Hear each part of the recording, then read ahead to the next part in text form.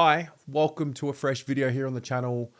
It is finally time to start talking about Jack Silvagni again as a player and as a part of the group. Not that he hasn't been a part of the group, but you know, when a player does an ACL and you know that they're going to miss for an entire season, I don't know if this happens to you, but for me, like you kind of almost have to put them in the back of your mind and sort of park them in your mind because you know that they're just not going to be a part of the team. There's not much you can do about it. And I still remember the exact moment when I found out that Jack had done his ACL in January of 2024. I was in Thailand, I was at camp, and I just remember thinking, you know, we had gotten through Christmas really well as a club. Didn't get the Christmas injury. I thought, we are flying here. Done. This is going to be the one. And then we get the news in January that Jack had done his knee, and just disappointing on all fronts. And, you know, I understand that this is a team game and Jack's a very selfless player, but Jack has this lure to him. There's more to it. He's not just a player. He is a player. He's a human being, but the connection that Jack has to the club and the family, obviously, it's unique. And there are a few players in the team where when they kick a goal or when they generally are around, they garner a certain level of noise. And Jack's got it. When Charlie Curnow kicks a goal, he can activate a crowd. When Jack Silvagni kicks a goal, he can activate a crowd. So I'm really excited to be talking about him again and really just unpacking what's happened, where he's at, unpacking a bit of the discussion that I've seen online about him and his role, and go from there. Now, let's just set the scene. So there was a really cool interview he did in October of 2023 with Dill Buckley on Dill and Friends. And he spoke a little bit about, I think, his injury, the initial injury in 2023. And I do wonder if it was linked, because you'll listen to this clip here. He talks about a misdiagnosis of sorts. Initially, they thought it was like a partially torn ACL. Yeah. Which was, a little bit scary, sort of looking at it. Yeah. And getting the first initial diagnosis, which, you know, we had to do a few things to pinpoint what it was. And then I ticked all the boxes to come back against Gold Coast in the twos, stirred it up again, went in for a scope, and it was like bruising. So it wasn't, unless the tears had healed, all the sheath was still intact, but there was noticeable bruising on my ACL, which they said was really strange. So that happens. Then we get to January, he actually does the ACL. I do wonder if there's a link there between what happened in 2023 and then him eventually doing his ACL. Maybe it's linked, maybe it's not, but whatever, it happens. So we miss him, and we miss, I think what happens when a player misses so much footy is the recency bias kicks in, and then all of a sudden you forget, like, what does he bring to the team?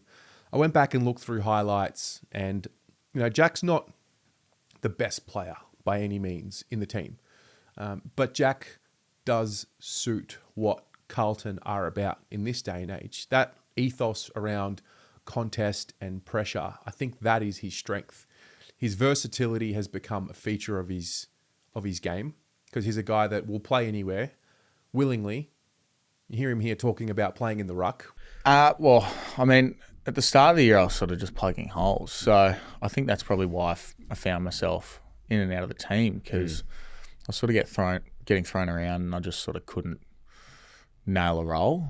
And that's when we were going ordinary and we were trying to find something that works. So I was probably the easy one to drop, because I just wasn't set in a position. When I came back in, the ruck's hard, don't get me wrong. The ruck's bloody hard, being my size and eyeballing, you know, Max Gorn, who's got 20 centimetres and 15 kilos on me.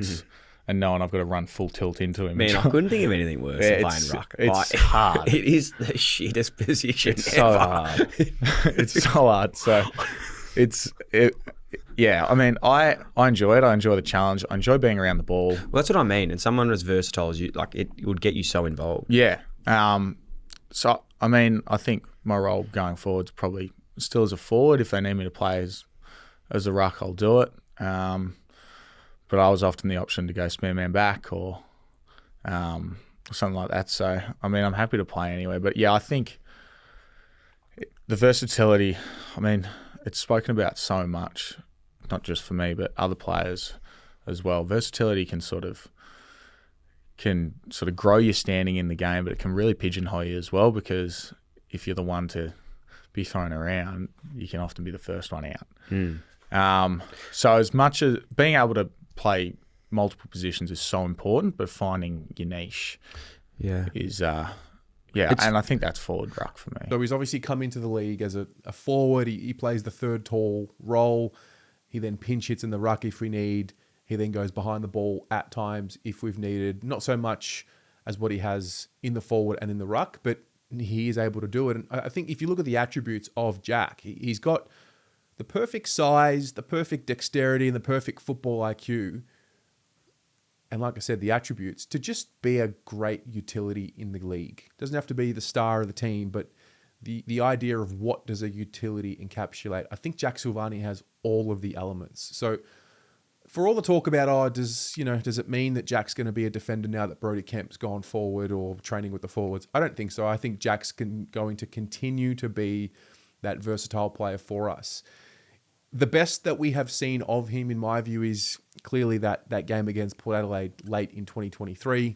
For De Koning or Silvagni, the spillage was knocked away, but not knocked through, and the sauce was on the spot.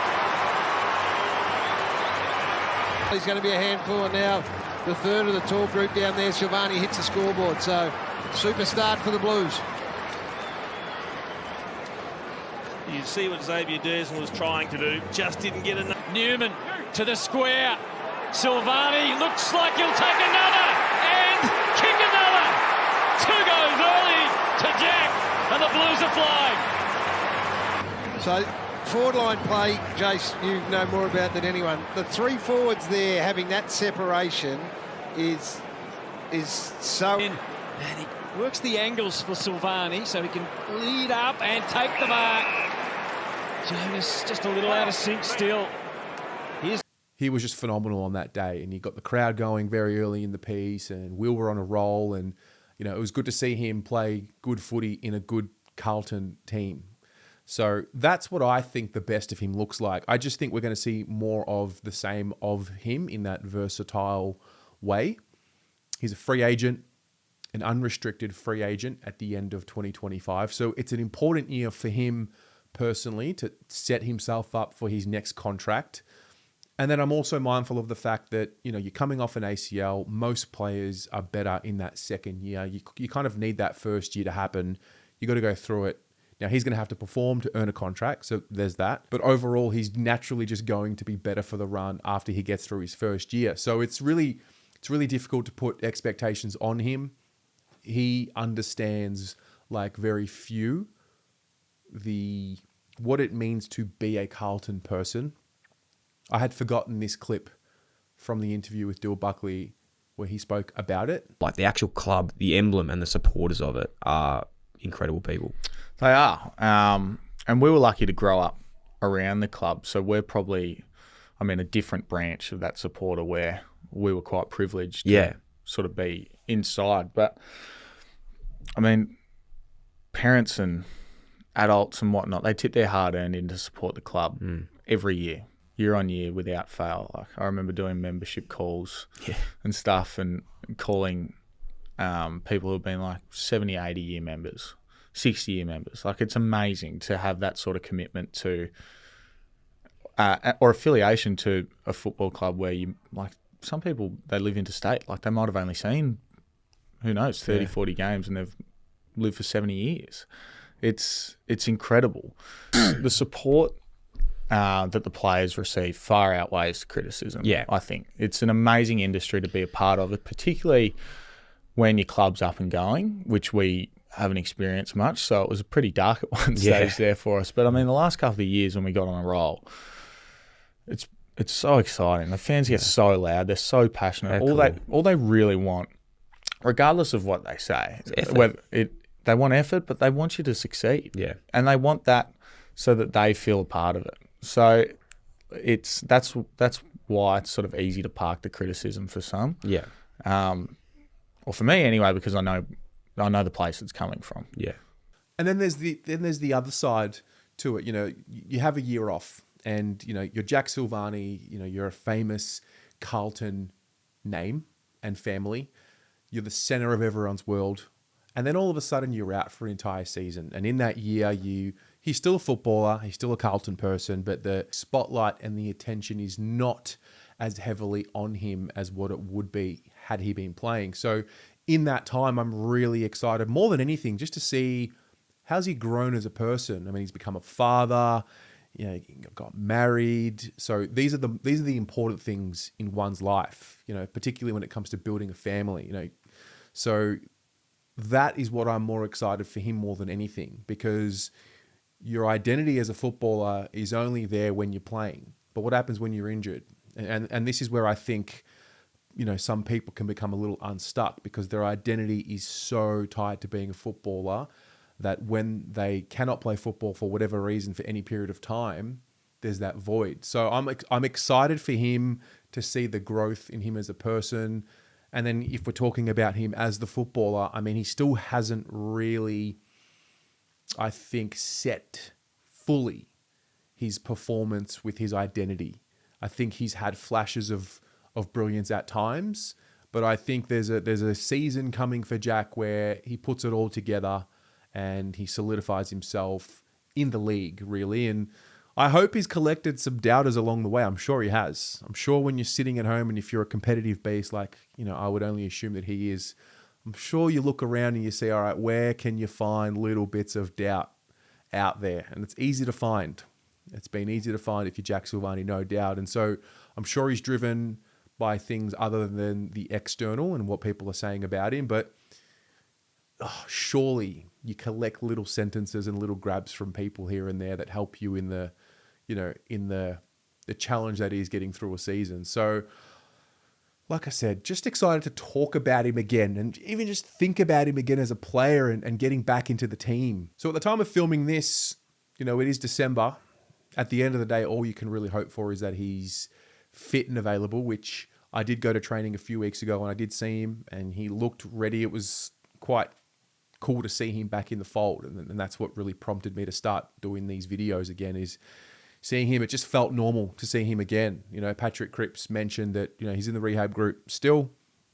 He's starting to integrate back into training, looks fit and high energy. That's all you can really ask for with him in December. Once we get to the other side of Christmas and he integrates back into full contact, then it's going to ramp up and then it's going to get really exciting. And I'm looking forward to having him back on the field. And I think all of us just remembering what he brings and why he's so loved because of the way he plays, the nature in which he plays the game. Effort is a non-negotiable, but there are certain players that do it in a certain way that do it more than others. I recall a conversation from 2023 that Gary Lyon and Tim Watson had, which really encapsulate my thoughts about him and why he's so important. He is 100% team orientated. He tries his guts out every single time. He makes good decisions. He's selfless. Yep. He's not, and this is the reason I play him every time. He is as selfless as any player at Carlton. And what they haven't been is a selfless footy side for a long time. And he's got the ability to play forward, back, or through the middle. So I just watched it on the weekend and go, how can you not play him? I think they've summed it up really well there. It's the selflessness. It's the ability to get others involved. He doesn't need to be the star of the show. He's a team player. It's the third, fourth, fifth efforts. It's that kind of infectious energy that rubs off on his teammates. So I'm excited for him. I don't have much expectation other than, he's got to get himself fit and available, and he's got to play at a level that earns himself another contract. Because, in my ideal world, Jack Silvagni's in the premiership team. I think, particularly now that Tom de Koning, I think, is ready to take the ruck responsibility to a new level. We were starting to see glimpses of, okay, well, you've got Pito, TDK, you've got TDK with Harry Mackay pinch hitting. If Jack Silvagni's in the team, Does that stay? Does he just stay forward? These are the questions that we'll get answers to with time. But more than anything, it's just good to have him back. And yeah. What about you? With Jack Silvagni returning to main training and eventually getting back into contact, like how do you see his role in 2025 and what do you see for him in the upcoming season? Let's chat about it in the comments below. Hey, thanks so much for tuning in. Don't forget, you can still sign up to become a Blue Abroad member.